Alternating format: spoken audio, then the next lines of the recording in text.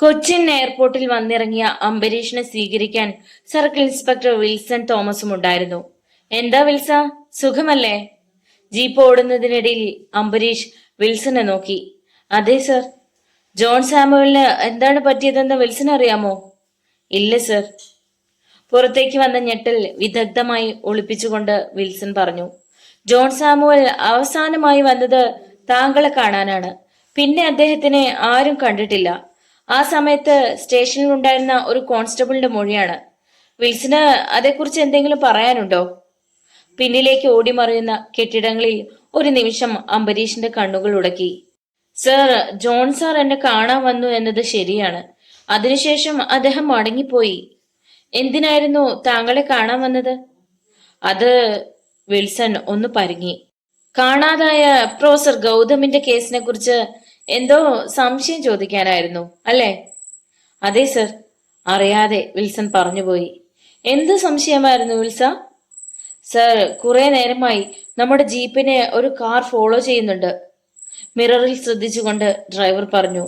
ഞാനും അത് ശ്രദ്ധിക്കുന്നുണ്ട്. നിർത്തണ്ട, ജീപ്പ് വിട്ടോളൂ, അംബരീഷ് പറഞ്ഞു. വിൽസൺ പിന്നിലേക്ക് തിരിഞ്ഞു നോക്കി. കോണ്ടസ കാർ വെടിച്ചില്ലുപോലെ പാഞ്ഞു വരുന്നുണ്ടായിരുന്നു. അയാളുടെ മുഖത്ത് അകാരണമായ ഭീതി മറയുന്നത് അംബരീഷ് കണ്ടുപിടിച്ചു. വിൽസന് എന്തൊക്കെയോ രഹസ്യങ്ങൾ അറിയാം. തന്റെ ചോദ്യങ്ങൾക്കെല്ലാം അയാൾ വഴുതി മാറുകയാണ്. പെട്ടെന്ന് പിന്നിലെ കാറിൽ നിന്നും ഒരു വെടി പൊട്ടി. പോലീസ് ജീപ്പിന്റെ ബാക്ക് ഡോറിൽ തട്ടി ബുള്ളറ്റ് തെറിച്ചുപോയി. വിൽസണിൽ നിന്ന് അറിയാതെ ഒരു നിലവിളി ഉയർന്നു. എന്താ വിൽസ, പേടിച്ചു പോയോ? ഒരു പോലീസ് ഉദ്യോഗസ്ഥൻ ഒരിക്കലും ഒരു ഭീരു ആയിക്കൂടാ. കൂൾ ഡൗൺ മാൻ. അംബരീഷ് തോക്കെടുത്ത് പിന്നാലെ പാഞ്ഞു വരുന്ന കാറിന്റെ മുൻ ടയർ ലക്ഷ്യമാക്കി കാഞ്ചി വലിച്ചു. വെടിയേറ്റ് കാറിന്റെ ടയർ പഞ്ചറായി. നിയന്ത്രണം വിട്ട കാർ ഒരു മൺതിട്ടയിൽ ഇടിച്ചു നിന്നു. ജീപ്പ് നിന്നതും അംബരീഷ് പറന്നിറങ്ങി മുമ്പോട്ട് കുതിച്ചു. കാർ ഓടിച്ചിരുന്നവന് ചാടി രക്ഷപ്പെടാൻ കഴിയും മുമ്പ് അംബരീഷിന്റെ കനത്ത കൈപ്പടം അവനെ വലയം ചെയ്തു. You bastard! നിന്റെ കളി പോലീസുകാരോടാണോ? അംബരീഷിന്റെ ഉരുക്കുമുഷ്ടി ഇരുമ്പു പോലെ അവന്റെ മുഖം ചതച്ചു. നിലവിളിക്കൊപ്പം അവൻ ഒരു കവിൽ ചോര കൂടി പുറത്തേക്ക് തുപ്പി. ആര് പറഞ്ഞിട്ടാണ് പോലീസിനെ ഫോളോ ചെയ്തത്? ടെൽമി. അംബരീഷിന്റെ മുട്ടുകാൽ ഒരു ഇടിവാള് പോലെ അവന്റെ വയറിൽ പുളഞ്ഞിറങ്ങി. അയ്യോ! അവൻ നിലവിളിച്ചു. ഞാൻ പറയിപ്പിക്കാം സർ ഇവനെ കൊണ്ട്. അംബരീഷിന് തടയാൻ പറ്റും മുമ്പ് വിൽസൺ തോക്കിന്റെ കുഴൽ അവന്റെ വായിലേക്ക് കടത്തി. പറയടാ റാസ്കൽ, ആരാണ് നിന്നെ ഇങ്ങോട്ട് അയച്ചത്? വിൽസൺ, അരുത്! അംബരീഷ് തടയാൻ ശ്രമിച്ചു. പക്ഷേ അതിനു മുമ്പ് വിൽസന്റെ വിരൽ തോക്കിന്റെ ട്രിഗറിൽ അമർന്നു. ഒരു വെടി പൊട്ടി.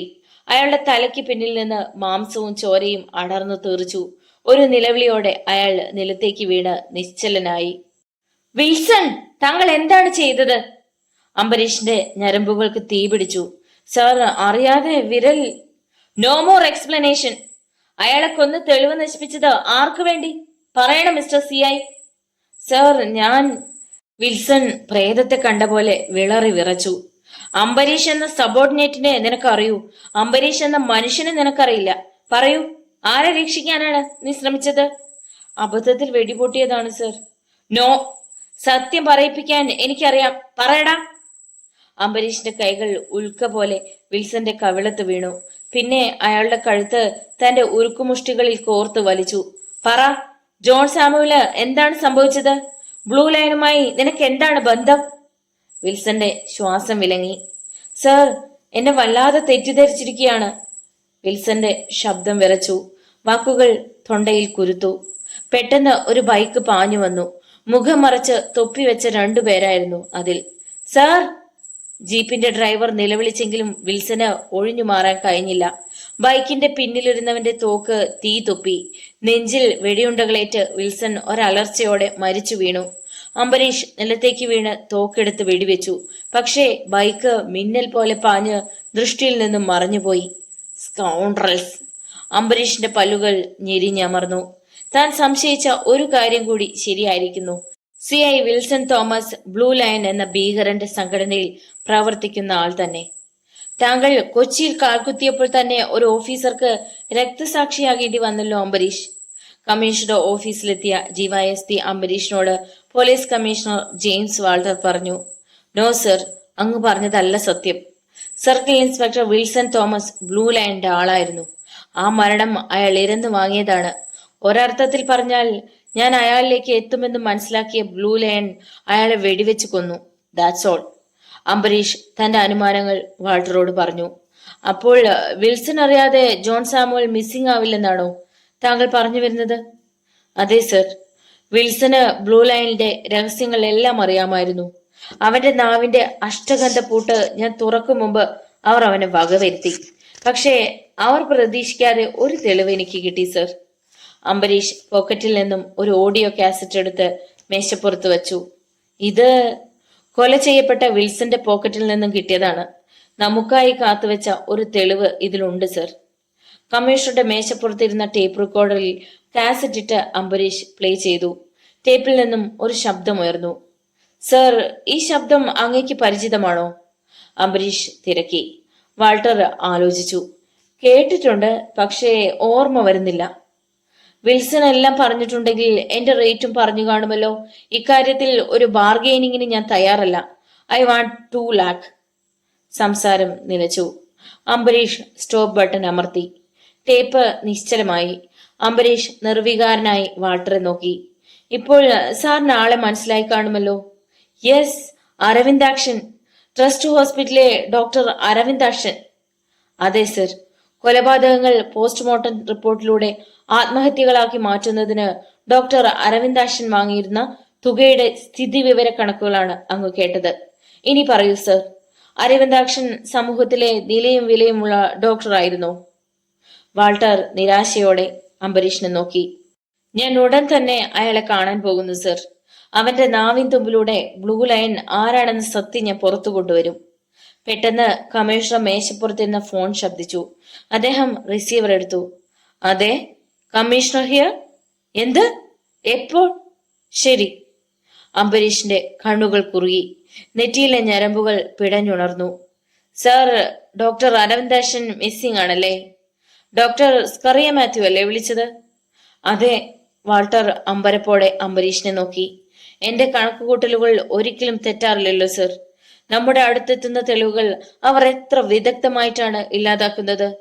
സർ, ഇതിന് ഒരർത്ഥമേ ഉള്ളൂ. കള്ളൻ കപ്പലിൽ തന്നെ ഉണ്ടെന്ന് പറഞ്ഞാൽ? What do you mean? അതെ സർ. നമ്മൾ ഇവിടെ മനസ്സിൽ കാണുമ്പോൾ അവർ അവിടെ മാനത്തു കാണുന്നു. ആരാണെങ്കിലും സംശയിച്ചു പോവില്ലേ സർ? ഗോഡൌണിന്റെ വാതിലുകൾ തുറന്നടഞ്ഞു. അതിനിടയിൽ തെളിഞ്ഞ വാതിലിലൂടെ കറുത്ത മുഖാവരണമിട്ട ഒരാൾ ഡോക്ടർ അരവിന്ദാക്ഷനുമായി അകത്തേക്ക് കയറി. സെർച്ച് ലൈറ്റ് തെളിഞ്ഞു. സ്വാഗതം ഡോക്ടർ. ഇതുവരെ നിങ്ങൾ ചെയ്തു തന്ന സഹായങ്ങൾക്ക് നന്ദി. മുറിയിലെ ലൗഡ് സ്പീക്കർ ശബ്ദിച്ചു. ഡോക്ടർ ഞെട്ടലോടെ പിടഞ്ഞുണർന്നു. ഡിവൈഎസ്പി അംബരീഷിന് കുറുക്കന്റെ ബുദ്ധിയാണ്. അവൻ ആരും കാണാത്തത് കാണും, ആരും കേൾക്കാത്തത് കേൾക്കും. അവന്റെ അടുത്ത ലക്ഷ്യം ഡോക്ടറായിരുന്നു. ഡോക്ടറെ അവന്റെ കയ്യിൽ കിട്ടിയാൽ കുടിച്ച മുലപ്പാൽ വരെ അവൻ ഛർദ്ദിപ്പിക്കും. അതുകൊണ്ട് ഡോക്ടർ ഇനി പുറത്തേക്ക് പോകുന്നത് ആപത്താണ്. വിൽസന്റെ കയ്യിൽ നിന്നും കണ്ടെടുത്ത ഓഡിയോ ടേപ്പിലെ ഡോക്ടറുടെ സംഭാഷണത്തിൽ നിന്ന് അവൻ രഹസ്യം മനസ്സിലാക്കി കഴിഞ്ഞു. പക്ഷേ വിൽസൺ ഞാൻ അറിയാതെ എന്റെ സംഭാഷണം എന്തിനു ടേപ്പ് ചെയ്ത് സൂക്ഷിച്ചു? ഡോക്ടർക്ക് ഉത്തരം കിട്ടാത്ത ചോദ്യമായിരുന്നു അത്. അവൻ ഡോക്ടറുടെ മുന്നിൽ ഒരു ഡബിൾ പ്ലേക്ക് മുതിർന്നതാവും. പാവത്തിന് ഞാൻ നരകത്തിലേക്ക് ഒരു പ്രൊമോഷൻ കൊടുത്തു. പെട്ടെന്ന് മുറിയിലേക്ക് കറുത്ത തുണി കൊണ്ട് മുഖം പാതി മറച്ച ഒരാൾ കയറി വന്നു. ഡോക്ടർ, അയാൾ വിളിച്ചു. ആ ശബ്ദം ഡോക്ടർ അരവിന്ദാക്ഷൻ തിരിച്ചറിഞ്ഞു. സുഭാഷ് ചന്ദ്ര. സൂസൻ ഒടുവിൽ ഇവിടെ എത്തിച്ചേർന്നു അല്ലേ സുഭാഷ്? അതെ, പക്ഷേ അവളെ എന്റെ വഴിയിലേക്ക് കൊണ്ടുവരാൻ ചില നാടകങ്ങൾ കളിക്കേണ്ടി വന്നു ഡോക്ടർ. അതിൽ അവൾ വീണു. പാവം, അതൊക്കെ സത്യമാണെന്ന് വിചാരിച്ചു പോയി. കാമുകനെ രക്ഷിക്കാൻ അവളുടെ തലച്ചോറ് ചെകുത്താന്റെ പണിപ്പുരയാക്കി മാറ്റേണ്ടി വന്നു. Poor girl. സുഭാഷ് ചന്ദ്ര ശബ്ദമില്ലാതെ ചിരിച്ചു. You bloody liar. ആ ശബ്ദം കേട്ട് ഡോക്ടറും സുഭാഷ് ചന്ദ്രയും ഒരുപോലെ ഞെട്ടി. സൂസൻ മാത്യു, നിന്നെ ആരാണ് ഇങ്ങോട്ട് കടത്തിവിട്ടത്? സുഭാഷ് ചന്ദ്ര ക്രോധം പൂണ്ടു.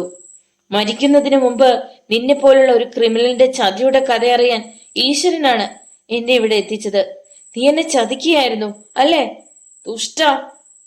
സൂസൻ, നീ പിന്നെ എന്ത് കരുതി? ഞാൻ നിന്നെ എന്റെ പട്ടമഹിഷിയായി വാഴിക്കുമെന്നോ? Silly girl. മുരളീധരനായും വില്യം ഡിക്രൂസായും ഞാൻ ഒരുപാട് പെൺകുട്ടികളെ പ്രണയിച്ചു. പലരും ഇവിടെ ജീവനോടെ കുരുതി കൊടുക്കപ്പെട്ടു. മറ്റു ചിലർ അനാഥ ശവങ്ങളായി മാറി. അവരുടെ ഓർഗാനുകൾക്ക് കോടികളുടെ വില കിട്ടി. നീ ഇപ്പോഴും ജീവിച്ചിരിക്കുന്നത് ഒരു ഡോക്ടർ ആയതുകൊണ്ടാണ്. Mind it. സുഭാഷ് ചന്ദ്ര പൊട്ടിച്ചിരിച്ചു. നിന്നെ ഞാൻ... മുറിയുടെ മൂലയ്ക്കിരുന്ന ഒരു ഇരുമ്പ് പൈപ്പ് എടുത്ത് സൂസൻ സുഭാഷ് ചന്ദ്രയെ നേരിട്ടു. ഇനി നീ ജീവിച്ചിരിക്കരുത്, ദുഷ്ട! പെട്ടെന്ന് ലൗഡ് സ്പീക്കർ ശബ്ദിച്ചു. സൂസൻ, നീ ആരോട് ചോദിച്ചിട്ടാണ് ഈ മുറിയിലേക്ക് വന്നത്? നിങ്ങളുടെ ജോലി സ്ഥലത്തേക്ക് പോകൂ. ബ്ലൂ ലൈനിന്റെ ശിക്ഷ കഠിനമായിരിക്കുമെന്ന് അറിയാമല്ലോ. ബ്ലൂ ലൈനിന്റെ നിർദ്ദേശം കിട്ടിയതും 2 മുഖം മൂടിധാരികൾ വന്ന് സൂസനെ പിടിച്ചു വലിച്ചു കൊണ്ടുപോയി. മാനസിക നില തെറ്റിയതുപോലെ അവൾ അലറുകയും കുതറി രക്ഷപ്പെടാൻ ശ്രമിക്കുകയും ചെയ്തുകൊണ്ടിരുന്നു. ആ കാഴ്ച കണ്ടുനിന്ന സുഭാഷ് ചന്ദ്രയുടെ കണ്ണുകൾ വൈരപ്പൊടി വീണതുപോലെ ജ്വലിച്ചു. ഡോക്ടർ വരൂ. അയാൾ ഡോക്ടർ അരവിന്ദാക്ഷനെ മറ്റൊരു മുറിയിലേക്ക് കൂട്ടിക്കൊണ്ടുപോയി.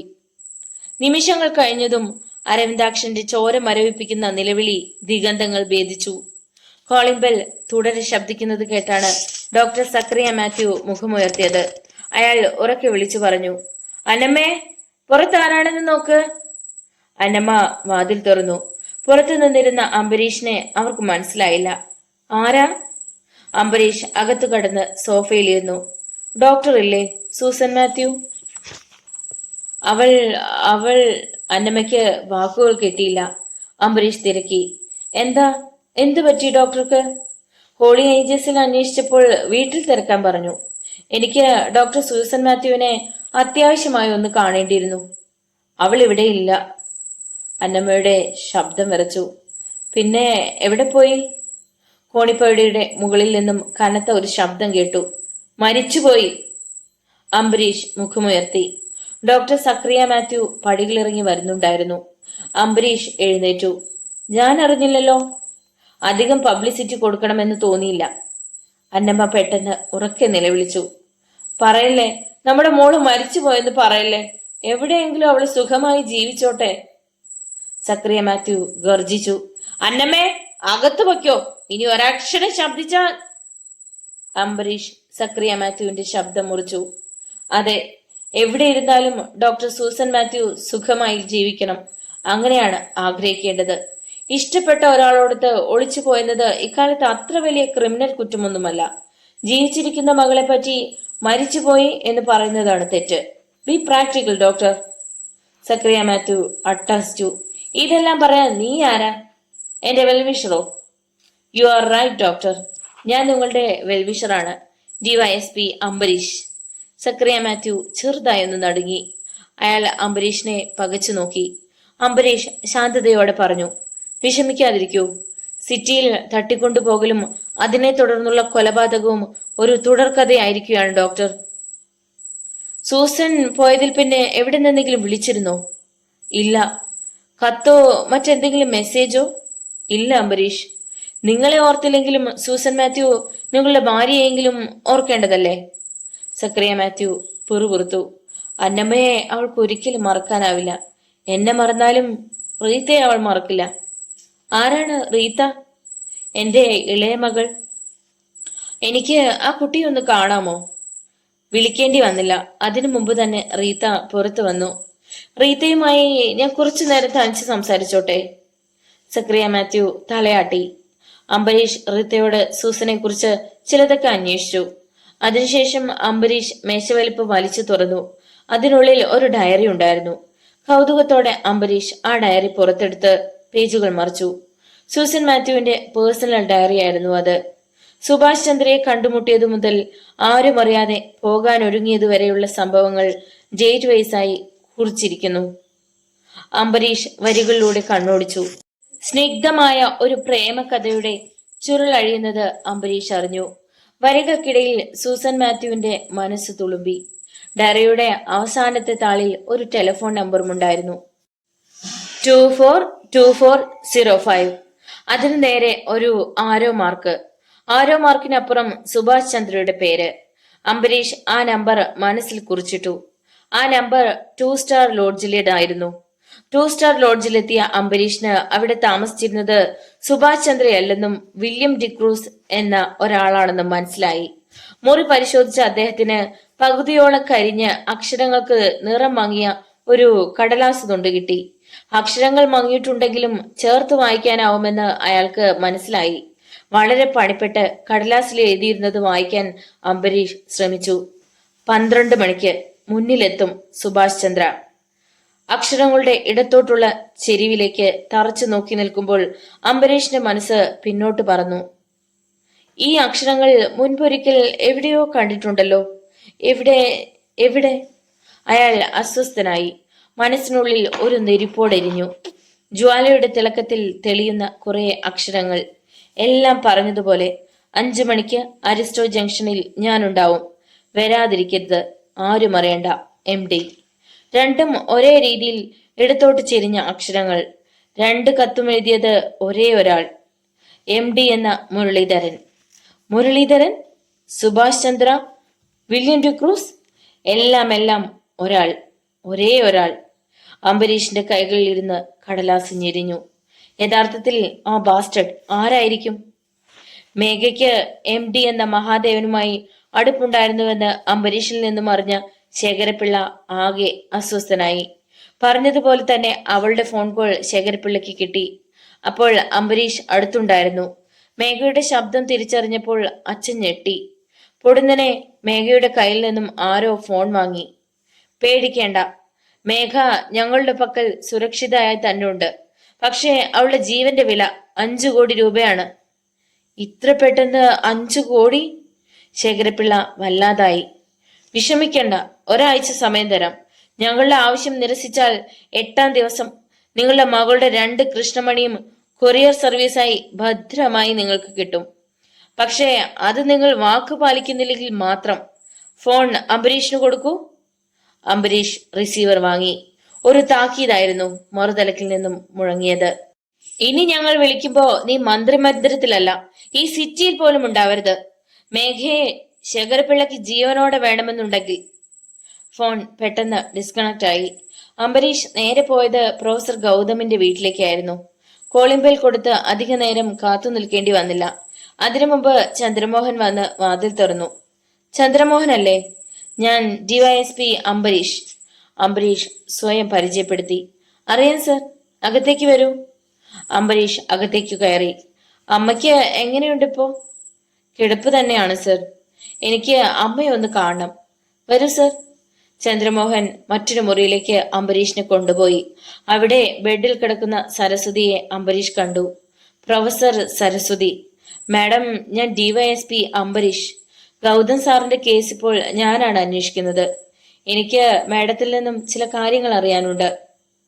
ചന്ദ്രമോഹൻ അമ്മയെ എണീപ്പിച്ച് ചാരിയിരുത്തി. അദ്ദേഹത്തെ കണ്ടെത്താൻ നിങ്ങൾക്ക് കഴിഞ്ഞോ? ഓർക്കാപ്പുറത്ത് ചാട്ടിൽ പോലെ സരസ്വതിയുടെ ചോദ്യം പാഞ്ഞു വന്നു. ഇല്ല മാഡം, പക്ഷേ ഞങ്ങൾ ഉടൻ തന്നെ പ്രൊഫസർ ഗൗതമിനെ കണ്ടെത്തും. അതിന് മാഡത്തിന്റെ സഹായം കൂടിയേ തീരൂ. ഇതിനു മുമ്പും ഒരു DYSP ഇതേ ചോദ്യങ്ങൾ ചോദിച്ചു വന്നിട്ടുണ്ട്. അയാളിപ്പോ എവിടെ? അതോ അയാളെയും കൊന്നോ? മാഡം, അങ്ങൊരു കോളേജിന്റെ പ്രിൻസിപ്പൽ അല്ലായിരുന്നോ? എത്രയോ വിദ്യാർത്ഥികളെ പഠിപ്പിച്ചിട്ടുണ്ട്. ഒരു കുട്ടിയെ കണ്ടാൽ അവന്റെ സ്വഭാവം അറിയാനും മനസ്സിലാക്കാനും ഒരു 6th സെൻസ് എല്ലാ അധ്യാപകർക്കും ഉണ്ടെന്ന് കേട്ടിട്ടുണ്ട്. ഒറ്റ നോട്ടം കൊണ്ട് സ്വഭാവം മനസ്സിലാക്കാൻ പറ്റിയ ആരെങ്കിലും പ്രൊഫസറെ കാണാൻ എപ്പോഴെങ്കിലും വന്നിരുന്നോ? പ്രൊഫസർ മിസ്സിംഗ് ആവുന്നതിന് മുമ്പ്.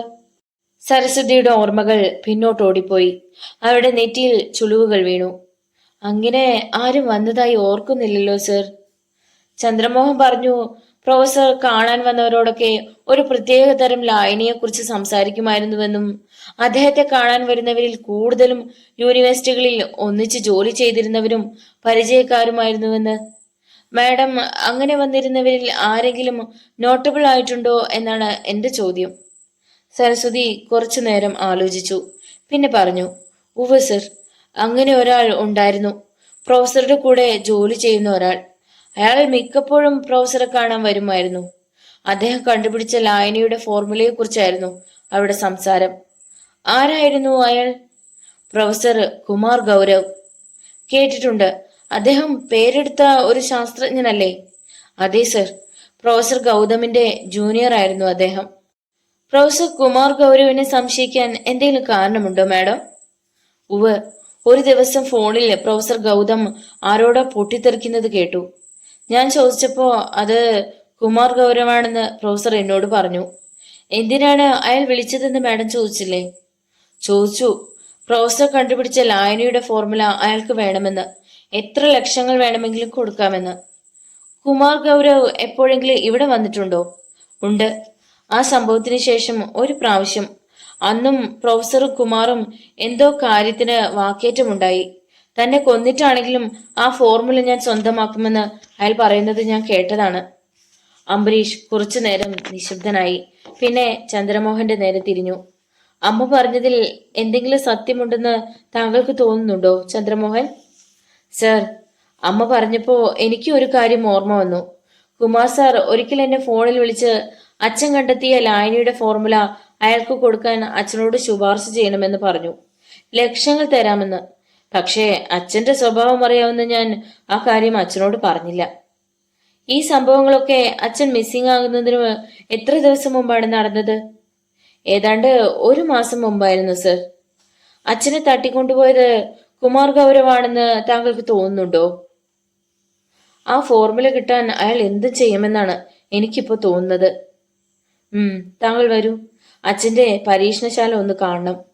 അംബരീഷ് ചന്ദ്രമോഹനോടൊപ്പം പരീക്ഷണശാലയിലെത്തി. അവിടെ എല്ലാം ഇളക്കി മറിച്ചിട്ടുണ്ടായിരുന്നു. ഇതൊക്കെ പോലീസിന്റെ അന്വേഷണത്തിന്റെ ഭാഗമായി സംഭവിച്ചതാണല്ലേ? അതെ സർ. CI വിൽസണും സംഘവും സത്യത്തിൽ ഇവിടെ വന്നത് അന്വേഷണം നടത്താൻ വേണ്ടിയായിരുന്നില്ല, പകരം എന്തോ തെരഞ്ഞു കണ്ടുപിടിക്കാൻ വേണ്ടിയായിരുന്നു. അംബരീഷിന്റെ കണ്ണുകൾ മുറിയിലുടനീളം പാഞ്ഞു നടന്നു. ബുക്കുകൾ ഇരിക്കുന്ന ഷെൽഫുകൾ അരിച്ചു പരിശോധിച്ചു. അവസാനം അംബരീഷ് അത് കണ്ടെത്തി. ഷെൽഫിൽ അടുക്കി വെച്ചിരുന്ന തടിച്ച പുസ്തകങ്ങളിൽ ഒന്നിന്റെ പുറംചട്ടയിൽ നിന്നും ഏതാനും കടലാസ് തുണ്ടുകൾ കിട്ടി. അംബരീഷിന്റെ മുഖം തിളങ്ങി. അത് നൈട്രജൻ ലായനിയെക്കുറിച്ചുള്ള രേഖകളായിരുന്നു. എന്താ സർ അത്? അംബരീഷിന്റെ ഭാവമാറ്റം കണ്ട് ചന്ദ്രമോഹൻ ചോദിച്ചു. നൈട്രജൻ ലായനിയുടെ ഫോർമുല. ബ്ലൂ ലയൺ അദ്ദേഹത്തെ തട്ടിക്കൊണ്ടുപോയത് ഈ രേഖ കൈക്കലാക്കാൻ വേണ്ടിയായിരുന്നു. ഈ മുറി നിങ്ങൾ അരിച്ചു പെറുക്കണം. ഇതിന്റെ കോപ്പി അദ്ദേഹം മറ്റെവിടെയെങ്കിലും സൂക്ഷിച്ചിട്ടുണ്ടോ എന്ന് അറിയണം. ശരി സർ, അയാൾ സമ്മതിച്ചു. എനിക്ക് മാലിന്യെ കൂടി ഒന്ന് കാണണം. ഞാൻ അതിനു വേണ്ടി കൂടിയാണ് വന്നത്. ചന്ദ്രമോഹൻ പുറത്തേക്ക് പോയി. അംബരീഷ് ആ മുറിയിൽ ഒരിക്കൽ കൂടി ചുറ്റി നടന്നു. CI വിൽസൺ ബ്ലൂ ലൈനിന്റെ നിർദ്ദേശപ്രകാരം ആ ഫോർമുല കണ്ടുപിടിക്കാനായിരിക്കും ഇവിടെ വന്നത്. പെട്ടെന്ന് പുറത്തെ മുറിയിൽ നിന്നും ദിഗന്ധം പിളർക്കുന്ന ഒരു നിലവിളി കേട്ടു. അത് മാലിനിയുടെ നിലവിളിയാണെന്ന് അംബരീഷ് തിരിച്ചറിഞ്ഞു. ഉറയിൽ നിന്ന് തോക്കെടുത്ത് ഒരു കൊടുങ്കാറ്റ് പോലെ അംബരീഷ് പുറത്തേക്ക് ഓടി. മാലിനിയുടെ മുറിയിലെത്തിയ അംബരീഷ് നടുങ്ങി തെറിച്ചുപോയി. ചന്ദ്രമോഹന്റെ നെഞ്ചിൽ ചേർന്ന് നിന്ന് പിഴഞ്ഞു കരയുകയാണ് മാലിനി. അവളുടെ തോളിൽ നിന്നും കൊഴുത്ത ചോര ഒഴുകുന്നു. അംബരീഷിനെ കണ്ട് ഒരു നിലവിളിയോടെ ചന്ദ്രമോഹൻ പറഞ്ഞു, ആരോ ഇവളെ ആക്രമിച്ചു. തക്ക സമയത്ത് ഞാൻ എത്തിയതുകൊണ്ട് അക്രമിക്ക് കൂടുതലൊന്നും ചെയ്യാനായില്ല. അവൻ ജനൽ കമ്പി വളച്ചാണ് അകത്തു കടന്നത്. അതിനുള്ളിലൂടെ തന്നെ രക്ഷപ്പെടുകയും ചെയ്തു. അംബരീഷ് പിടഞ്ഞുണർന്നു. മാലിനിയെ പെട്ടെന്ന് ഹോസ്പിറ്റലിൽ എത്തിക്കൂ. മുറിവ് സാരമില്ലെങ്കിലും കൂടുതൽ ചോര പോയാൽ അപകടം സംഭവിക്കും. ക്യൂക്ക്. അപ്പോൾ അംബരീഷിന് നേരെ ജനലിന് പുറത്തുനിന്ന് ഒരു തോക്ക് നീണ്ടു. വെടി പൊട്ടിയതും അംബരീഷ് ചാടി വാതിലിന് പിന്നിൽ മറഞ്ഞു. പിന്നെ നിലത്തേക്ക് വീണ് തോക്കെടുത്ത് ഉന്നം പിടിച്ചു.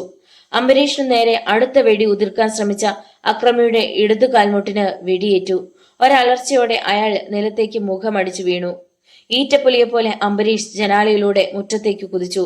അടുത്ത കുതിപ്പിന് അക്രമിയുടെ തല അംബരീഷിന്റെ കൈക്കുള്ളിലായി. ബ്ലഡി ബാസ്റ്റർഡ്, നീ ആരോടാണ് കളിക്കുന്നതെന്ന് അറിയാമോ? റിവോൾവറിന്റെ ബാരൽ അവന്റെ അണ്ണാക്കിലേക്ക് തള്ളി. നിനക്ക് വെള്ളവും വളവും നൽകുന്ന കഴിവറുടെ മോൻ ആരോടാ? പറയടാ, ഇല്ലെങ്കിൽ നിന്റെ തലച്ചോറ് അരിപ്പയാക്കും ഞാൻ. അംബരീഷ് തോക്കിന്റെ സേഫ്റ്റി ക്യാച്ച് റിലീസ് ചെയ്യുന്ന ശബ്ദം അക്രമി ഞെട്ടലോടെ കേട്ടു. ബ്ലൂ ലൈൻ ആരാണ്? പ്രൊഫസർ കുമാർ ഗൗരവാണോ? Tell me bastard. അംബരീഷ് അലറുകയായിരുന്നു. അടുത്ത നിമിഷം അക്രമി അംബരീഷിന്റെ കാൽമുട്ടിന് തൊഴിച്ചു. ബാലൻസ് തെറ്റിയ അംബരീഷ് പിന്നോട്ടാഞ്ഞു. അക്രമി താഴേക്കിരുന്നു. പിന്നെ ഞൊടിയിടയിൽ കഴുത്തിൽ കിടന്ന മാലയിലെ ലോക്കറ്റ് പറിച്ചെടുത്ത് രണ്ടായി പിളർന്ന് അതിലടക്കം ചെയ്തിരുന്ന ക്യാപ്സൂൾ അയാൾ വായിലേക്കിട്ടു. ഒരു നിമിഷം അയാളൊന്ന് പിടഞ്ഞു. പിന്നെ എന്നേക്കുമായി ആ ചലനം നിലച്ചു. കയ്യിൽ കിട്ടിയ ഇരയെ നഷ്ടപ്പെട്ട വന്യമൃഗത്തെ പോലെ അംബരീഷ് ഒന്നലറി. ഷിറ്റ്. പോലീസ് സ്റ്റേഷനിൽ നിന്ന് വന്ന ഫോൺ കോൾ ഒരു ഞെട്ടലോടെയാണ് അംബരീഷ് കേട്ടത്. ആശുപത്രിയിൽ വെച്ച് ചന്ദ്രമോഹനെ ആക്രമിച്ച് മാലിനിയെ ആരോ തട്ടിക്കൊണ്ടുപോയി. അംബരീഷിന്റെ ജീപ്പ് രാത്രിയുടെ മാറു പിളർന്നു. അദ്ദേഹം ഹോസ്പിറ്റലിലെത്തി. എന്താണ് സംഭവിച്ചത്? അംബരീഷിന്റെ കണ്ണുകൾ കുറുകി. മുഖംമൂടി ധരിച്ച അക്രമികൾ ചന്ദ്രമോഹനെ വെട്ടി പരിക്കേൽപ്പിച്ച ശേഷം മാലിന്യമായി രക്ഷപ്പെടുകയാണ് ഉണ്ടായത്. തടയാൻ ചെന്ന അറ്റൻഡർമാർക്കും പരിക്കേറ്റു. ഡ്യൂട്ടി ഡോക്ടർ ശരത് കുമാർ പറഞ്ഞു. ചന്ദ്രമോഹന്റെ നില ഗുരുതരമായിരുന്നു. അയാളെ ICUവിൽ പ്രവേശിപ്പിച്ചിരിക്കുകയായിരുന്നു. ചന്ദ്രമോഹന് ഏറ്റവും നല്ല ചികിത്സ കിട്ടണം, അംബരീഷ് പറഞ്ഞു. ബ്ലൂ ലയന്റെ താവളത്തിൽ ബന്ധനസ്ഥനാക്കപ്പെട്ട പ്രൊഫസർ ഗൗതമിന്റെ മുന്നിലേക്ക് ഒരു യുവതിയെ ആരോ തള്ളിവിട്ടു. അവൾ പ്രൊഫസറുടെ കാൽക്കൽ വന്ന് തല്ലി അലച്ചു വീണു. പ്രൊഫസർ ഞെട്ടലോടെ കാൽ വലിച്ചു. അവൾ തലയുയർത്തി പ്രൊഫസറെ നോക്കി. അച്ഛാ, അവൾ വിളിച്ചു. പ്രൊഫസർ നടുങ്ങിപ്പോയി. മാലിനി, തന്റെ മകൾ, ഇവളെങ്ങനെ ഇവിടെ എത്തി? തന്റെ മകളെ വെച്ച് ഭീകരന്മാർ വിലപേശാൻ തുടങ്ങിയാണെന്ന് അദ്ദേഹം മനസ്സിലാക്കി. മാലിനി എണീറ്റ് അച്ഛനെ കെട്ടിപ്പിടിച്ച് പൊട്ടിക്കരഞ്ഞു. മകളുടെ ശിരസിൽ ചുംബിച്ചുകൊണ്ട് അദ്ദേഹം ചോദിച്ചു, നിനക്ക് വേണ്ടി ഞാൻ കണ്ടെത്തിയ ആ ശാസ്ത്ര സത്യം ഈ കാബാലികർക്ക് അടിയറവ് വെക്കണോ മോളെ? അതിന് മറുപടി പറയാൻ മാലിനിക്ക് കഴിഞ്ഞില്ല. അവൾ തേങ്ങിക്കരഞ്ഞു. കറുത്ത മുഖാവരണമിട്ട ഒരാൾ അവരുടെ അരികിലേക്ക് വന്നു. ഗൗതം, മരിക്കും മുമ്പ് ഒരു നിയോഗം കൂടി നിങ്ങൾക്കുണ്ട്, ഈ മുഖം കണ്ട് ഞെട്ടിത്തെറിക്കാൻ. അയാൾ മുഖാവരണം മാറ്റി. ഗൗതം സൂക്ഷിച്ചു നോക്കി. മുന്നിൽ കുമാർ ഗൗരവ്. കുമാർ, നീ നീ പ്രൊഫസറുടെ ശബ്ദം വിറച്ചു. അതെ ഗൗതം, എല്ലാം ഞാൻ തന്നെ. ബ്ലൂ ലയൺ എന്നത് കുമാർ ഗൗരവിന്റെ ദശാവതാരങ്ങളിൽ ഒന്ന് മാത്രം. നീ എന്തിനീ വേഷം കെട്ടി? ഈ ഗൗതമിനേക്കാൾ പേരും പ്രശസ്തിയുമുള്ള ശാസ്ത്രജ്ഞനല്ലേ നീ? പുറം ലോകത്ത് ഇന്നും ആ പ്രശസ്തി എനിക്കുണ്ട്. ഇപ്പോൾ എനിക്ക് ആവശ്യം നിങ്ങൾ കണ്ടെത്തിയ ആ ഫോർമുലയാണ്. മനുഷ്യാവയവങ്ങൾ കാലങ്ങളോളം കാത്തുവെക്കാൻ പോകുന്ന ലായനിയുടെ ഫോർമുല. വൻ വിലയ്ക്ക് അത് ആവശ്യക്കാർക്ക് വിൽക്കാൻ. അത് കേട്ട് ഗൗതം ഒന്ന് ഊറിച്ചിരിച്ചു. കുമാർ ഗൗരവ് മാലിനിയെ ഒന്ന് നോക്കി. ഗൗതം, നിന്റെ മുന്നിലിട്ടവളുടെ ഹൃദയം ചൂർന്നെടുക്കും, കണ്ണുകൾ കുത്തിയെടുക്കും, കൈകാലുകൾ അറുത്തെടുത്തിവളെ വെറുമൊരു മാംസപിണ്ഡമാക്കി മാറ്റി നിന്റെ മുന്നിലേക്ക് ഇട്ടുതരും. പൈശാചികമായ ഭാവത്തോടെ കുമാർ ഗൗരവ് പറഞ്ഞു. എന്നാലും ആ ഫോർമുല നിനക്ക് കിട്ടില്ല. ഗൗതമിന്റെ ശബ്ദം ദൃഢമായിരുന്നു. പോലീസ് കമ്മീഷണർ ജെയിംസ് വാൾട്ടർ അംബരീഷിനെ തറച്ചു നോക്കി. What nonsense you are talking? യാതൊരു തെളിവുകളുമില്ലാതെ ഈ നാട്ടിലെ നിലയും വിലയുമുള്ള ഒരു സയന്റിസ്റ്റിനെ നമ്മൾ എങ്ങനെ കസ്റ്റഡിയിൽ എടുക്കും? IG മുതൽ താഴേക്കുള്ള എല്ലാ മേലുദ്യോഗസ്ഥന്മാർക്കും ഞാൻ എക്സ്പ്ലനേഷൻ കൊടുക്കേണ്ടി വരും. അയാളെ കസ്റ്റഡിയിൽ എടുക്കുമ്പോൾ നമ്മൾ 2 വട്ടം ചിന്തിച്ചേ തീരൂ. നീ പറയുന്നതൊന്നും ആരും വിശ്വസിക്കില്ല അംബരീഷ്. ഗൗതമിന്റെ ഭാര്യയുടെയും മകന്റെയും സംശയങ്ങൾ വിലപ്പെട്ട ഒരു തെളിവുമല്ല. അംബരീഷ് കൈകൾ കൂട്ടിഞ്ഞെരിച്ചു. അയാളുടെ മുഖം വിവരണമായി. തികഞ്ഞ ശാന്തതയോടെ അയാൾ പറഞ്ഞു, കുമാർ ഗൗരവിനെ കസ്റ്റഡിയിലെടുക്കാൻ ഞാൻ പറഞ്ഞത് കോടതിക്ക് വേണ്ടിയല്ല സർ. പിന്നെ നമുക്ക് വേണ്ടി. നമുക്ക് വേണ്ടിയോ? വാട്ട് ഡു യു മീൻ? കുറച്ചു നേരത്തേക്കെങ്കിലും എനിക്ക് അയാളെ തനിച്ച് വേണം സർ. ചോദിക്കേണ്ട രീതിയിൽ സത്യം ചോദിച്ചറിയാൻ, നെല്ലും പതിരും വേർതിരിച്ചെടുക്കാൻ. വാൾട്ടർ അത്ഭുതത്തോടെ അംബരീഷിനെ നോക്കി. പക്ഷെ അംബരീഷ്, കുമാർ ഗൗരവിനെ കസ്റ്റഡിയിലെടുത്താൽ? അംബരീഷ് മെല്ലെ ചിരിച്ചു. അതിന് നമ്മൾ അയാളെ കസ്റ്റഡിയിൽ എടുക്കുന്നില്ലല്ലോ സർ. പിന്നെ? അംബരീഷ് ഒരടി മുന്നോട്ട് വെച്ചു. അയാളുടെ കണ്ണുകളിൽ വന്യമായൊരു തിളക്കം വാൾട്ടർ കണ്ടു. പരിഭ്രമത്തോടെ വാൾട്ടർ തിരക്കി. അംബരീഷ്, നീ നീ എന്താണ് ഉദ്ദേശിക്കുന്നത്? കസ്റ്റഡിയിൽ എടുക്കാതെ കുമാർ ഗൗരവിനെ? വാൾട്ടറെ തടഞ്ഞുകൊണ്ട് അംബരീഷ് പറഞ്ഞു, ഇന്ന് രാത്രി ചൂണ്ടക്കുളത്തിൽ കുരുക്കിയിട്ട ഇരയുമായി ഞാൻ അയാളെ കാണാൻ പോവുകയാണ്. ഇരയോ? What do you mean? അതെ സർ, ഇന്ന് തന്നെ. അവൻ ഇത്രയും നാൾ കാത്തിരുന്നത് അതിനു വേണ്ടിയാണ്. തെളിച്ചു പറയൂ അംബരീഷ്. അംബരീഷ് ശബ്ദം താഴ്ത്തി പറഞ്ഞു, നൈട്രജൻ ലായനി ഉണ്ടാക്കാനുള്ള പ്രൊഫസർ ഗൗതമിന്റെ ഫോർമുല ഇപ്പോൾ എന്റെ കയ്യിലുണ്ട്. വാട്ട്? അതിനുവേണ്ടിയാണ് ബ്ലൂ ലയൺ ഗൗതമിനെ തട്ടിയെടുത്തത്, ഇപ്പോൾ മാലിനിയെ കിഡ്നാപ്പ് ചെയ്തതും ചന്ദ്രമോഹനെ മാരകമായി പരിക്കേൽപ്പിച്ചതും. അപ്പോൾ അത് സത്യമാണോ? യഥാർത്ഥത്തിൽ അങ്ങനെയൊരു ലായനി ഉണ്ടോ? അംബരീഷ് പോക്കറ്റിൽ നിന്നും കുറെ കടലാസുകൾ പുറത്തെടുത്ത് വാൾട്ടറുടെ നേരെ നീട്ടി. വിറയ്ക്കുന്ന കൈകളോടെ വാൾട്ടർ ആ കടലാസുകൾ വാങ്ങി. അംബരീഷ് പറഞ്ഞു, ജോഹന്നാസ്ബർഗിലാണ് ഇത്തരമൊരു ലായനിക്ക് വേണ്ടിയുള്ള ആദ്യത്തെ പരീക്ഷണങ്ങൾ നടന്നത്. പ്രിട്ടോറിയയിലെ എച്ച് ഫോർവുഡ് ഹോസ്പിറ്റലിലെ ഡോക്ടർ ഡിർക്ക് ഡുപ്ലസീസ് ഇപ്പോഴും അതിനുവേണ്ടിയുള്ള ഗവേഷണങ്ങൾ തുടരുകയാണ്. പക്ഷേ അദ്ദേഹത്തിന് ഇനിയും വിജയിക്കാനായിട്ടില്ല. പക്ഷേ പ്രൊഫസർ ഗൗതം ആ ലായനി കണ്ടെത്തി കഴിഞ്ഞു. വിജയകരമായി അത് പരീക്ഷിക്കുകയും ചെയ്തു. എല്ലാ ഡീറ്റെയിൽസും ആ കടലാസിലുണ്ട്. തികച്ചും ലളിതമായ ഒരു ഫോർമുലയാണത്. ഞാൻ ഇനിയും അതിനെക്കുറിച്ച് അധികമൊന്നും പറഞ്ഞുകൂടാ. സർ, ആ കടലാസുകളെല്ലാം ഒന്ന് മറിച്ചു നോക്കൂ. ഇതുവരെ അറിഞ്ഞിട്ടുള്ള ശാസ്ത്ര സത്യങ്ങളെല്ലാം കീഴ്മേൽ മറിക്കുന്ന വലിയൊരു കണ്ടുപിടുത്തമാണിത്. പ്രൊഫസർ ഗൗതം മാനവരാശിക്ക് നൽകിയിട്ടുള്ള മഹത്തായ ഒരു ഉപഹാരം. വാട്ടർ ആകാംക്ഷയോടെ കടലാസ് മറിച്ചു. ഗൗതം ചുവന്ന മഷി കൊണ്ട് അടിവരയിട്ട് എഴുതിയിരിക്കുന്നു. ബീജവും അണ്ടവും ഹൃദയവാൽവുകളും ശീതീകരിച്ച് വെക്കാറുണ്ട്. അതുപോലെ മറ്റ് അവയവങ്ങളും ശീതീകരിച്ച് കേടുകൂടാതെ സൂക്ഷിച്ചു വെക്കാനാവുമോ? വർഷങ്ങളായുള്ള നിരന്തരമായ തപസ്യയുടെ ഫലമാണ് ഇന്ന് പൂവണിയുന്നത്. ഞാനത് കണ്ടെത്തി കഴിഞ്ഞു. വർഷങ്ങൾക്ക് മുമ്പ് നൈട്രജൻ ലൈനിൽ 0 താഴെ 96 ഡിഗ്രി വരെ തണുപ്പിച്ച് സൂക്ഷിച്ചിരുന്ന എലിയുടെ ഹൃദയം വീണ്ടും പുറത്തെടുത്ത് മിടുപ്പ് വരുത്തി. എന്റെ വിജയം മാനവരാശിയുടെ മുഴുവൻ വിജയം. മനുഷ്യ ശരീരത്തിലെ ഓരോ അവയവവും ഇതുപോലെ കാലങ്ങളോളം കാത്തുവയ്ക്കാനാവും. ഡിർക്ക് ഡുപ്ലസീസിന് സ്തുതി. തുടക്കം കുറിച്ചത് അദ്ദേഹമാണല്ലോ. നാളെ ജോഹന്നാസ്ബർഗിലേക്ക് പോകണം, എന്റെ വിജയം ഡോക്ടർ ഡിർക്ക് ഡുപ്ലസീസുമായി പങ്കുവെക്കാൻ. വാൾട്ടർ മുഖമുയർത്തി. അംബരീഷ് ശബ്ദം താഴ്ത്തി പറഞ്ഞു, ഡോക്ടർ ഗൗതം ലോകരാഷ്ട്രങ്ങളുടെ ശ്രദ്ധാകേന്ദ്രമാവുമായിരുന്നു. അംഗീകാരങ്ങളും പുരസ്കാരങ്ങളും ഗൗതമിന്റെ മുന്നിൽ കുമിഞ്ഞു കൂടുമായിരുന്നു. പക്ഷേ അതുണ്ടായില്ല. അദ്ദേഹത്തിന് ജോഹന്നാസ്ബർഗിലേക്ക് പോകാനായില്ല. Blue lion അതിനനുവദിച്ചില്ല. പക്ഷേ ഗൗതം ബുദ്ധിപൂർവം ഒരു കാര്യം ചെയ്തിരുന്നു. ഈ ഫോർമുല ലൈബ്രറിയിലെ തടിച്ച ഒരു പുസ്തകത്തിന്റെ കവറിനുള്ളിൽ ആരും അറിയാതെ മറച്ചുവെച്ചു. സൗഹൃദം പങ്കുവെക്കാനെത്തിയവരോടൊന്നും അദ്ദേഹം ഈ ഫോർമുലയെ പറ്റി പറഞ്ഞിട്ടില്ല. ഒരു ഭ്രാന്തനായി അഭിനയിച്ചുകൊണ്ട് അദ്ദേഹം വളരെ സമർത്ഥനായി എല്ലാം മനസ്സിനുള്ളിൽ തന്നെ കാത്തുവച്ചു. നിഴലുപോലെ ഒപ്പമുണ്ടായിരുന്ന കുമാർ ഗൗരവിന് പോലും എല്ലാം അന്യമായിരുന്നു. വാൾട്ടർ അസ്വസ്ഥനായി.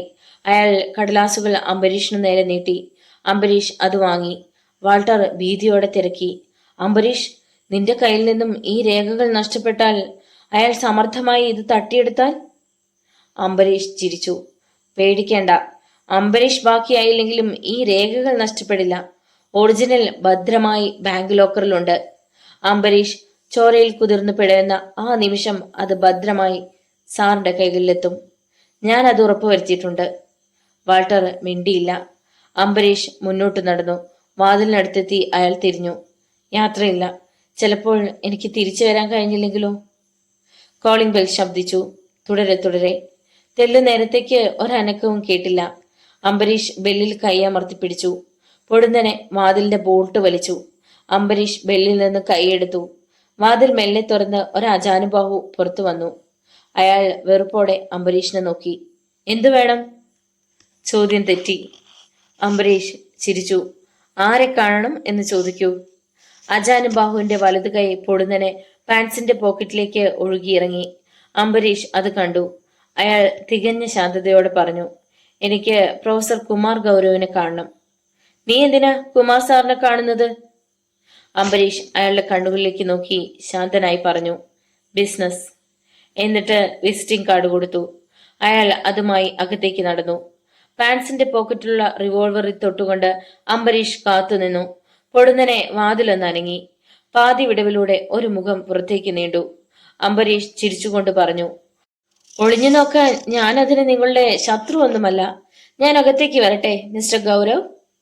കുമാർ ഗൗരവിന്റെ കണ്ണുകൾ അംബരീഷിനെ അടിമുടി ഒഴിഞ്ഞു. പാൻസിന്റെ പോക്കറ്റിലുള്ള തടിപ്പിലെത്തി അയാളുടെ കണ്ണുകൾ ഒരു നിമിഷം നിന്നു. ഗൗരവ് ശാന്തനായി പറഞ്ഞു, പ്ലീസ് കമ്മിങ്.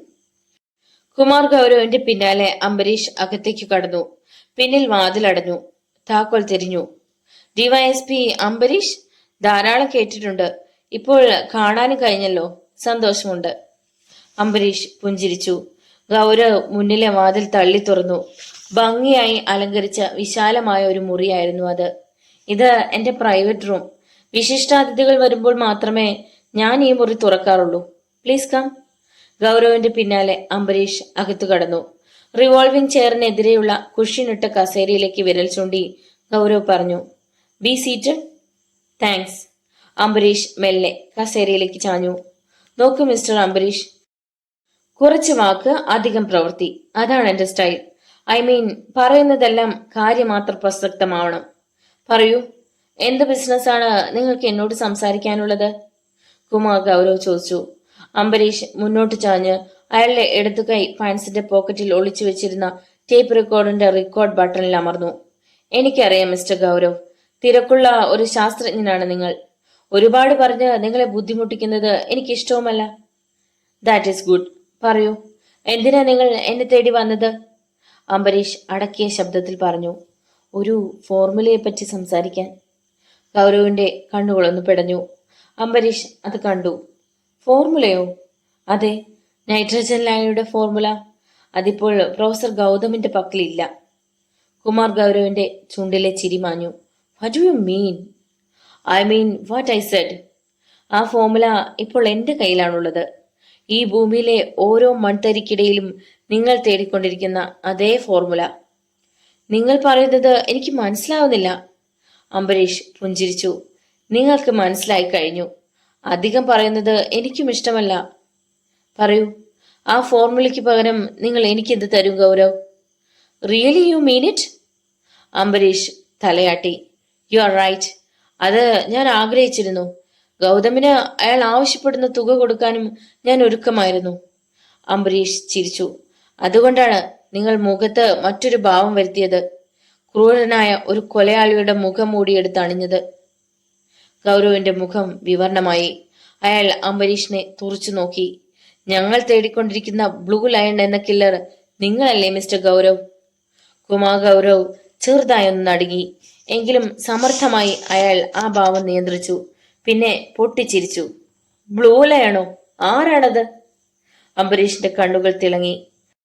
മനുഷ്യരെ പച്ചയ്ക്ക് വെട്ടിയരുന്ന നൊട്ടോറിയസ് ക്രിമിനൽ. അംബരീഷ് ഗൗരവിന്റെ വേറെ വിരൽ ചൂണ്ടി ആക്രോശിച്ചു. യു. ഗൗരവിന്റെ ചിരി നിന്നു. അയാളുടെ കണ്ണുകൾക്ക് തീ പിടിച്ചു. ക്രൂരമായ ശബ്ദത്തിൽ അയാൾ ചോദിച്ചു, ആണെങ്കിൽ? അംബരീഷിന്റെ പല്ലുകൾ ഞെരിച്ചു. ഗൗരവ് തുടർന്നു, നീ പറയുന്നതൊക്കെ 100% സത്യം. പക്ഷേ ആ സത്യത്തിന് നിലനിൽപ്പില്ല. നീയല്ലാതെ മറ്റാരും അങ്ങനെ പറയാനുണ്ടാവില്ല. ഈ നാട്ടിലെ പ്രശസ്തനായ ഒരു ശാസ്ത്രജ്ഞനെ കോടതി കയറ്റാൻ ഒരു ഡിവൈഎസ്പിയുടെ വെറും വാക്കുകൾ മാത്രം പോരല്ലോ അംബരീഷ്. ഈ വെറും വാക്കുകളല്ലാതെ എനിക്കെതിരെ എന്തുണ്ട് നിന്റെ കയ്യിൽ? സേ. അംബരീഷ് ചിരിച്ചു. ഗൗതമിന്റെ ഭാര്യ സരസ്വതിയെ നിങ്ങൾ മറന്നല്ലോ ഗൗരവ്. സരസ്വതിയുടെ ശവത്തിന് കുമാർ ഗൗരവിനെതിരെ സാക്ഷി പറയാനാവില്ലല്ലോ അംബരീഷ്. അംബരീഷ് വിറച്ചുപോയി. വിശ്വസിക്കാനാവാത്തത് കേട്ടതുപോലെ അയാൾ ഗൗരവിനെ തറച്ചു നോക്കി. ഗൗരവ് തികഞ്ഞ ശാന്തതയോടെ തിരക്കി, ആ ഫോർമുലയ്ക്ക് പകരം എന്ത് വേണം നിങ്ങൾക്ക്? അംബരീഷ് ചിരിച്ചു. ഓ, ബിസിനസ് അല്ലേ? ഞാനത് മറന്നു. പറഞ്ഞോളൂ, പകരം എന്ത് തരും എനിക്ക്? ഗൗരവ് കസേരയിൽ നിന്ന് എഴുന്നേറ്റു. അലസമായി മുറിയിൽ അങ്ങുമിങ്ങും നടന്നുകൊണ്ട് അയാൾ മെല്ലെ പറഞ്ഞു, അതിന്റെ വില നിശ്ചയിക്കാനുള്ള അവകാശം ഞാൻ നിനക്ക് വിട്ടുതരുന്നു. പറഞ്ഞോളൂ. പകരം എനിക്ക് പ്രൊഫസർ ഗൗതമിനെയും മാലിനെയും ജീവനോടെ തിരിച്ചു വേണം. ഐ എം സോറി അംബരീഷ്, അവർക്ക് പുറം ലോകം കാണാനുള്ള ഭാഗ്യമില്ല. അംബരീഷ് വാതിലിന് നേരെ നടന്നു. ഗൗരവിന്റെ ശബ്ദം പിന്തുടർന്നെത്തി. പോലീസ് കാവലുണ്ടെങ്കിലും രക്ഷപ്പെട്ടെന്ന് കരുതല്ലേ അംബരീഷ്? അംബരീഷ് വെട്ടിത്തിരിഞ്ഞ് നെഞ്ചിനു നേരെ ഒരു റിവോൾവർ നീണ്ടു നിൽക്കുന്നത് അയാൾ കണ്ടു. ഗൗരവ് അംബരീഷിന്റെ തൊട്ടു മുന്നിലെത്തി. എവിടെ ആ ഫോർമുല? അംബരീഷ് ചിരിച്ചു. എന്നെ കൊന്നാലും നിങ്ങൾക്കത് കിട്ടില്ല. എന്നെ കാണാനില്ലെന്ന് അറിയുന്ന ആ നിമിഷം ബാങ്ക് ലോക്കറിൽ നിന്നും ഫോർമുല വാൾട്ടർ സാറിന്റെ മുന്നിലെത്തും. അതിൽ കൊലയാളിയുടെ പേരും ഞാൻ അടിവരയിട്ട് എഴുതിയിട്ടുണ്ട്, കുമാർ ഗൗരവ്. ഗൗരവിന്റെ കൈ വിറച്ചു. അംബരീഷ് വാതിൽ വലിച്ചു തുറന്ന് പുറത്തു കടന്നു. പൊടുന്നനെ മുഖത്തിനടുത്ത് ക്രൂരമായ ഒരു മുഖം വന്നു. ഫ്രെഡറിക്കിന്റെ മുഖം. ആ ഫോർമുല പ്രൊഫസർക്ക് കൊടുത്തേക്കു അംബരീഷ്. അംബരീഷ് കൊടുങ്കാറ്റ് പോലെ മുന്നോട്ടാഞ്ഞു. ഫെഡറിക്കിന്റെ അടിവയർ ചതഞ്ഞു. ഒരു നിലവിളിയോടെ അയാൾ പിന്നോട്ട് മറിഞ്ഞു. ഗൗരവിന്റെ നേരെ തിരിഞ്ഞ് അംബരീഷ് പറഞ്ഞു, ജയിക്കാൻ വേണ്ടി മാത്രമാണ് ഞാൻ നിങ്ങളെ കാണാൻ വന്നത്. ജയിച്ചു തന്നെ മടങ്ങുന്നു. ഇവിടെ നിന്ന് എനിക്ക് കിട്ടിയത് കുമാർ ഗൗരവിനെയല്ല, ബ്ലൂ ലയണിനെ. കടലിരമ്പി. തിരകൾ കരയിലടിച്ചു. കൽമണ്ഡപം കുലുങ്ങി. രാത്രി പേടിയോടെ കണ്ണുകൾ അടച്ചു. നിമിഷങ്ങൾ ഓരോന്നായി തെന്നി നീങ്ങി. ദൂരെ എവിടെയോ തെരുവു നായ്ക്കൾ ഓലിയിട്ടു. ബീച്ചിനരികിലുള്ള തെരുവിലൂടെ വാഹനങ്ങൾ തലങ്ങും വിലങ്ങും പോയിക്കൊണ്ടിരുന്നു. അവയുടെ ശബ്ദം കടലിന്റെ ഇരമ്പലിൽ അമർന്നു. റോഡിലൂടെ ചീറി വന്നിരുന്ന ഒരു കാർ പൊടുന്നനെ മെല്ലെ വെട്ടിത്തിരിഞ്ഞ് ബീച്ചിലേക്ക് ഒഴുകിയിറങ്ങി. കൽമണ്ഡപത്തിനടുത്തെത്തി കാർ നിന്നു. ഹെഡ്ലൈറ്റുകൾ അണഞ്ഞു. കാറിന്റെ ഡോർ തുറന്ന് ശേഖരപിള്ള പുറത്തിറങ്ങി. പിൻസീറ്റിൽ നിന്ന് അയാൾ ഒരു വലിയ പെട്ടി വലിച്ചെടുത്തു. പെട്ടിയുമായി ഒരു നിമിഷം അയാൾ അനക്കമറ്റു നിന്നു. കടലിന്റെ ഇരമ്പൽ തൊട്ടടുത്ത് കേൾക്കാമായിരുന്നു. ശേഖരപിള്ള ചുറ്റും നോക്കി. ആരും ശ്രദ്ധിക്കുന്നില്ലെന്ന് ഉറപ്പായതോടെ അയാൾ കാലുകൾ കൽമണ്ഡപത്തിന് നേരെ നീട്ടിവച്ചു. ഒരിക്കൽ കൂടി അയാൾ പിന്നോട്ട് തിരിഞ്ഞു. ആരും പിന്തുടരുന്നില്ലെന്ന് അറിഞ്ഞപ്പോൾ ശേഖരപിള്ള കാലുകൾക്ക് വേഗത കൂട്ടി. കൽമണ്ഡപത്തിനടുത്തെത്തി അയാൾ നിന്നു. കയ്യിലിരുന്ന പെട്ടി മണ്ഡപത്തിൽ വച്ചു. വീണ്ടും ചുറ്റും നോക്കി. ആരെയും കണ്ടില്ല. ഒരനക്കം പോലും കേട്ടില്ല. ശേഖരപിള്ള പോക്കറ്റിൽ നിന്നും ഒരു ലൈറ്റർ എടുത്തു. ലൈറ്റർ ഒരു വട്ടം തെളിഞ്ഞണഞ്ഞു. ഒരു നിമിഷം കൂടി കടന്നുപോയി. കൽമണ്ഡപത്തിലെ തൂണിന് പിന്നിൽ നിന്ന് പൊടുന്നനെ മൂർച്ചയുള്ള ഒരു ശബ്ദം വന്നു. Blue lion. ശേഖരപിള്ള വിറച്ചു. കൂടെ ആരുമില്ലല്ലോ? ഇല്ല. ശേഖരപിള്ളയുടെ ശബ്ദം പതറി. പറഞ്ഞത് മുഴുവൻ? ഉണ്ട്, മുഴുവനുമുണ്ട്. എന്റെ മേഘയുടെ. സെന്റിമെന്റൽ ആവണ്ട, പൊയ്ക്കോളൂ. വന്നതുപോലെ തന്നെ. ഇനി ഒരിക്കൽ കൂടി നിങ്ങൾ പറയുന്ന സ്ഥലത്ത് വരുമ്പോ അവിടെ നിങ്ങളുടെ മകളുണ്ടാവും, ജീവനോടെ. ശേഖരപിള്ള വിവശനായി തിരിഞ്ഞു. അയാൾ കാറിനടുത്തെത്തിയതേ ഉള്ളൂ. പിന്നിൽ നിന്ന് ഒരലർച്ച കേട്ടു. ശേഖരപിള്ള ഭീതിയോടെ തിരിഞ്ഞു. മുന്നിലെ കനത്ത ഇരുട്ടിൽ എന്തൊക്കെയോ നടക്കുന്നുണ്ടെന്ന് അയാൾ അറിഞ്ഞു. ആരൊക്കെയോ നിലവിളിക്കുന്നു. ശേഖരപിള്ള വിറച്ചുപോയി. കൽമണ്ഡപത്തിനടുത്ത് ഒരു നിഴൽ അനങ്ങി. നിഴലിനു നേരെ ഗൺ നീണ്ടു. ബുള്ളറ്റുകൾ ചിതറിത്തെറിച്ചു. ഗൺ പിടിച്ചയാൾ പേടിയോടെ ചുറ്റും പരതി. ആരെയും കണ്ടില്ല. അയാൾ ഗൺ ഇരുട്ടിലേക്ക് നീട്ടിപ്പിടിച്ചു. പെട്ടെന്ന് പിൻകഴുത്തിൽ ഒരാഘാതം. ദിഗന്ധം പിളരുന്ന നിലവിളിയോടെ അയാൾ മണലിൽ കുഴഞ്ഞു വീണു. ആരോ തങ്ങളെ ആക്രമിക്കുന്നുണ്ടെന്ന് കൽമണ്ഡപത്തിലെ തൂണുകൾക്കിടയിൽ മറഞ്ഞു നിന്നിരുന്ന അക്രമികൾ അറിഞ്ഞു. 2 പേർ പിടഞ്ഞു തീർന്നിരിക്കുന്നു. ഇനി 2 പേരെയുള്ളൂ ബാക്കി. പക്ഷേ ഇരുട്ടിൽ നിന്നും പറന്നു വരുന്ന കനത്ത ആഘാതങ്ങൾക്ക് പിന്നിൽ ആരാണുള്ളതെന്ന് അവർക്ക് മനസ്സിലായില്ല. അക്രമികളിൽ ഒരാൾ ഗണ്ണുമായി മെല്ലെ മെല്ലെ മുന്നോട്ട് നീങ്ങി. പിന്നിലൂടെയുള്ള കാൽപെരുമാറ്റത്തിന് കാതോർത്തുകൊണ്ട് പൊടുന്നനെ തൊട്ടു മുന്നിൽ ഇടിവാൾ പോലെ കറുത്ത ഒരു രൂപമുലഞ്ഞു. ഗണ്ണിൽ വിരലമർത്താനുള്ള സാവകാശം പോലും കിട്ടിയില്ല. അതിനു മുമ്പേ ഇരുൾ തുളച്ച് കരുത്തുള്ള ഒരു കൈത്തലം ചാട്ടുള്ളി പോലെ ചീറി വന്നു. അക്രമിയുടെ മുഖം ചതഞ്ഞു. അയാൾ പിന്നോട്ട് വേച്ചു. വീണ്ടും ഒരാഘാതം കൂടി. അക്രമി തറയിലേക്ക് മലർന്നു. അവസാനത്തെയാൾ പേടിയോടെ പെട്ടിയും എടുത്തുകൊണ്ട് മുന്നോട്ടോടി. തിരമാലകൾ അയാളുടെ കാലിൽ പാമ്പിനെ പോലെ ചുറ്റി വരിഞ്ഞു. ദൂരെ പാർക്ക് ചെയ്തിരുന്ന കാറിന് നേരെയാണ് അക്രമി ഓടിയത്. കാറിനടുത്തെത്തി പെട്ടി കാറിനുള്ളിലേക്കിട്ട് അയാൾ ഡ്രൈവിംഗ് സീറ്റിന് നേരെ തിരിഞ്ഞു. പെട്ടെന്ന് പിൻകഴുത്തിൽ ആരോ തൊട്ടു. അക്രമി നടുങ്ങിപ്പോയി. അയാൾ വിവശനായി തിരിഞ്ഞു. തൊട്ടു മുന്നിൽ ഒരു നിഴൽ അനങ്ങുന്നത് അക്രമി കണ്ടു. അയാൾ ഗൺ നിഴലിനു നേരെ നീട്ടിപ്പിടിച്ചു. അതിനു മുൻപേ കനത്ത ഒരാഘാതം മുഖത്തിനു നേരെ പറന്നു വന്നിരുന്നു. മുഖം ചതഞ്ഞു. അക്രമി ഒരു നിലവിളിയോടെ പിടഞ്ഞു. ഗൺ തെറിച്ചു. ഒരു പെൺടോർച്ച് അക്രമിയുടെ മുഖത്തിനു നേരെ നീണ്ടു. ടോർച്ച് തെളിഞ്ഞു. നിഴൽ ഒരു നിമിഷം അനക്കം മറ്റു നിന്നു. അക്രമി പൊടുന്നനെ കുനിഞ്ഞു. അയാൾ ഗണ്ണിന് മുകളിലേക്ക് പറന്നു വീണു. പെട്ടെന്ന് പിന്നിൽ നിന്ന് ചടുലമായ ഒരു ശബ്ദം വന്നു. അനങ്ങരുത് ജെയിംസേ. അനങ്ങിയാൽ നിന്റെ ശവം പോലും ഡിപ്പാർട്ട്മെന്റിന് കിട്ടില്ല. ജെയിംസ് ആലില പോലെ വിറച്ചു. പിന്നിലെ കത്തുന്ന ശബ്ദം ആരുടേതാണെന്ന് അയാൾ അറിഞ്ഞു കഴിഞ്ഞിരുന്നു. മുന്നിലുള്ള ശത്രു ഡിവൈഎസ്പി അംബരീഷ്. അംബരീഷ് ഒറ്റ കുതിക്ക് ജെയിംസിനെ പൊക്കിയെടുത്ത് മേലേക്ക് ഉയർത്തി.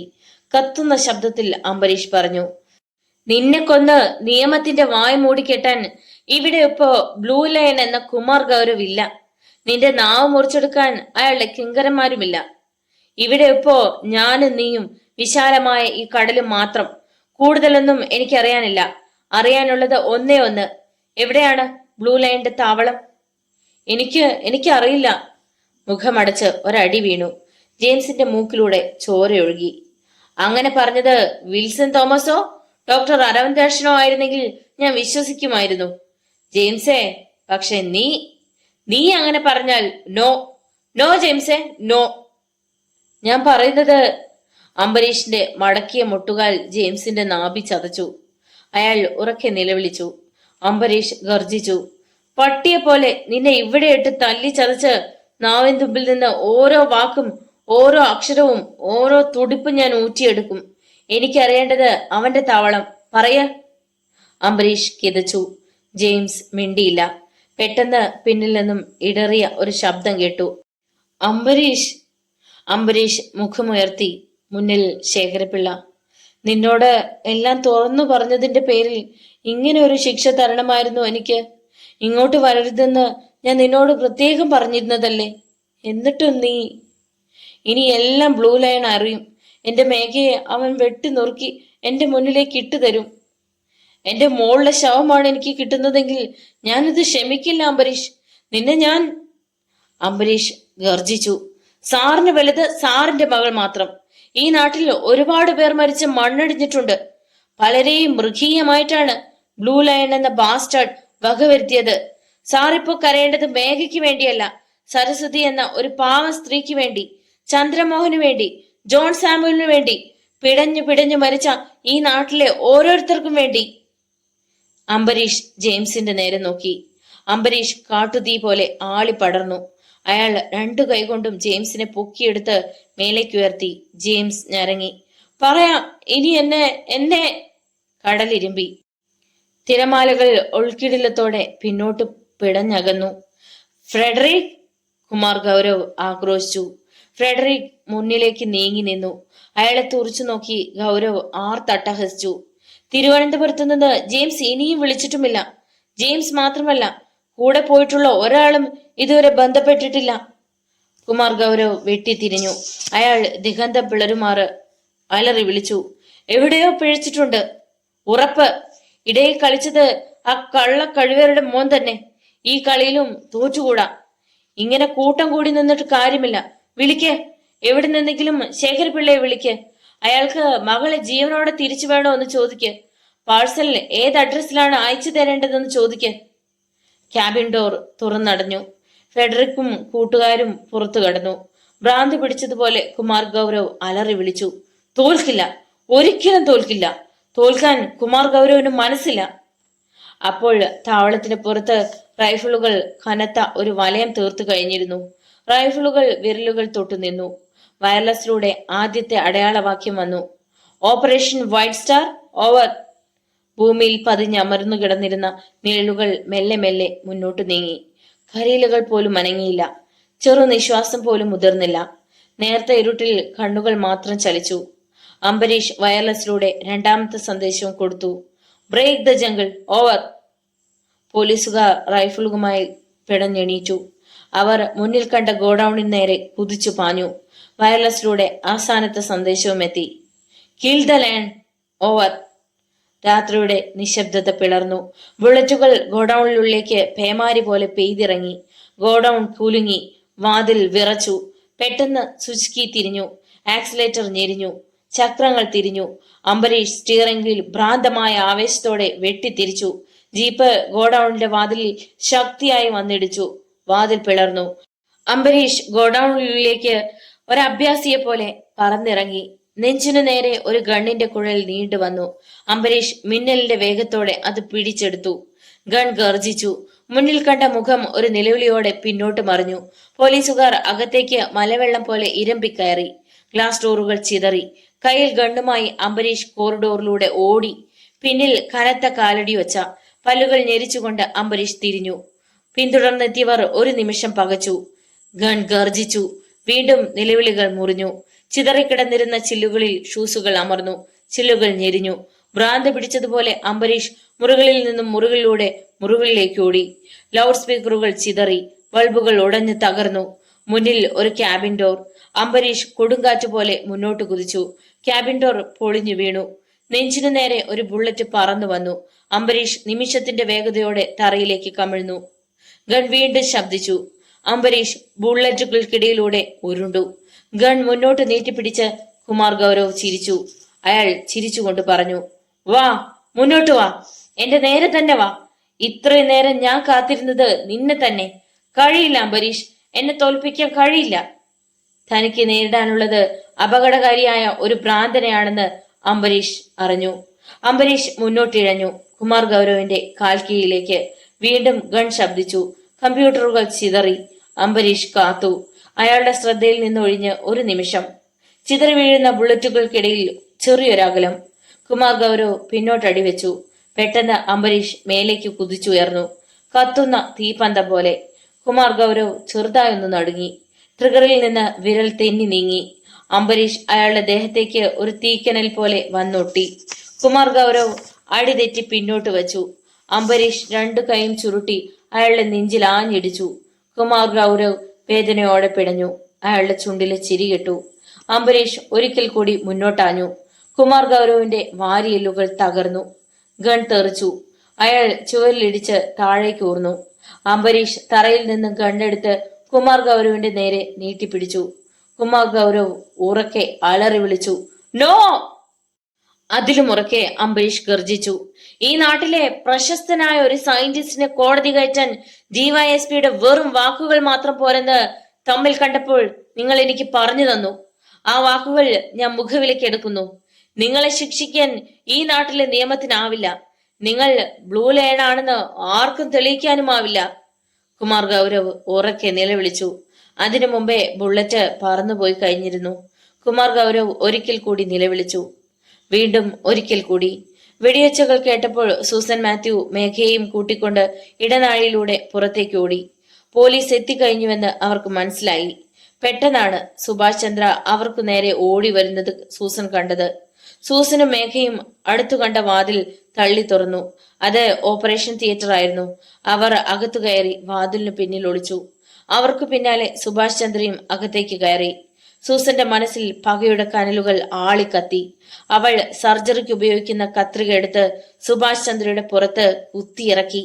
ദുഷ്ട, നിന്നെ ഞാൻ ജീവനോടെ പോലീസിന് വിട്ടുകൊടുക്കില്ല.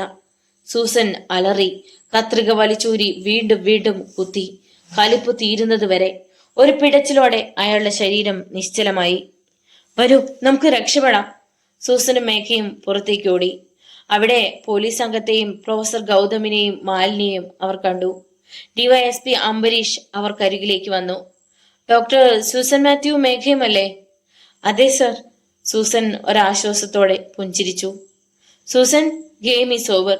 സുഭാഷ് ചന്ദ്രയെ കാലപുരിക്ക് അയച്ചു അല്ലേ? അതെ സർ. അവനെ കൊത്തിയെരിഞ്ഞ് പച്ചയ്ക്ക് കത്തിച്ചാലും എന്റെ പക അടങ്ങില്ല. സൂസൻ കിതച്ചു. ബോംബെ പോലീസിന്റെ ക്രൈം റെക്കോർഡ്സിലുള്ള നൊട്ടോറിയസ് ക്രിമിനൽ, സീരിയൽ കില്ലർ. അവന്റെ തലയ്ക്ക് പോലീസ് ഇട്ടിരിക്കുന്ന വില എത്രയാണെന്ന് അറിയാമോ? 5 ലക്ഷം രൂപ. സൂസൻ മാത്യു പകപ്പോടെ അംബരീഷിനെ നോക്കി. ഇനി ആ പണം സൂസന് സ്വന്തം. അംബരീഷ് ചിരിച്ചു. കൽക്കത്തയിലെ ജൂത തെരുവിലാണ് അവൻ ജനിച്ചതും വളർന്നതും. 16 വയസ്സിൽ 5 വയസ്സുകാരിയെ ബലാത്സംഗം ചെയ്തു കൊന്നു. അതാണ് അവന്റെ പേരിലുള്ള ആദ്യത്തെ ക്രൈം. പിന്നെ കുറ്റകൃത്യങ്ങളുടെ ഘോഷയാത്ര തന്നെയായിരുന്നു അവൻ നടത്തിയത്. സുഭാഷ് ചന്ദ്രയുടെ പോലീസ് റെക്കോർഡ്സിലുള്ള യഥാർത്ഥ പേര് ഗിരിധർ മിശ്ര എന്നാണ്. സിംഗപ്പൂരിൽ ഒളിവിൽ കഴിയുന്ന അവനെ പ്രൊഫസർ കുമാർ ഗൗരവ് അവിടെ വെച്ചാണ് പരിചയപ്പെടുന്നത്. പിന്നെ അയാളുടെ വലങ്കയായി. പിടിച്ചു കൊണ്ടുവരാൻ പറഞ്ഞാൽ കൊന്നുകൊണ്ടുവരുന്ന വിശ്വസ്ത സേവകനായി മാറി. ക്യാബിനിൽ കൊടുങ്കാറ്റിന് ശേഷമുള്ള ശാന്തത വന്നു. കോറിഡോറിൽ കാൽപ്പെരുമാറ്റം കേട്ടു. ഗണ്ണുമായി അംബരീഷ് മെല്ലെ തിരിഞ്ഞു. അയാൾ ക്യാബിനിൽ നിന്നും പുറത്തു കടന്നു. കോറിഡോറിലൂടെ റൈഫിളുമായി പോലീസുകാർ നടന്നു വരുന്നത് അംബരീഷ് കണ്ടു. ഗൺ ശബ്ദം നിലച്ചിരുന്നു. പോലീസുകാരോടായി അയാൾ ചോദിച്ചു, over? Over sir. Professor Gautam മെല്ലെ പെറുപിറുത്തു. എല്ലാം ഒരു സ്വപ്നം പോലെ. എനിക്കിപ്പോഴും വിശ്വാസം വരുന്നില്ല. എല്ലാം എല്ലാം സത്യമാണോ? അംബരീഷ് തികഞ്ഞ ശാന്തതയോടെ പറഞ്ഞു, യു ആർ റൈറ്റ് പ്രൊഫസർ. എല്ലാം ഒരു സ്വപ്നമാണ്. ക്യാബിനുള്ളിൽ ചോരയിൽ കുതിർന്നു കിടക്കുന്നതും ഒരു സ്വപ്നം, ഭ്രാന്തൻ സ്വപ്നം. അംബരീഷ് പുറത്തേക്ക് നടന്നു. നിങ്ങൾ ആദ്യമായിട്ടാണ് ഈ ചാനൽ കാണുന്നതെങ്കിൽ ദയവായി ഒന്ന് സബ്സ്ക്രൈബ് ചെയ്യുക. നിങ്ങളുടെ വിലയേറിയ അഭിപ്രായങ്ങളും നിർദ്ദേശങ്ങളും കമന്റ് ബോക്സിൽ അറിയിക്കുക. വീഡിയോ ഇഷ്ടമായാൽ ഒന്ന് ലൈക്ക് ചെയ്ത് മറ്റു സുഹൃത്തുക്കൾക്ക് കൂടി ഷെയർ ചെയ്ത് നൽകാൻ ശ്രമിക്കുക. എല്ലാവർക്കും നോവൽ ഇഷ്ടമായി എന്ന് വിചാരിക്കുന്നു. അടുത്ത നോവലുമായി നാളെ കാണാം. നന്ദി.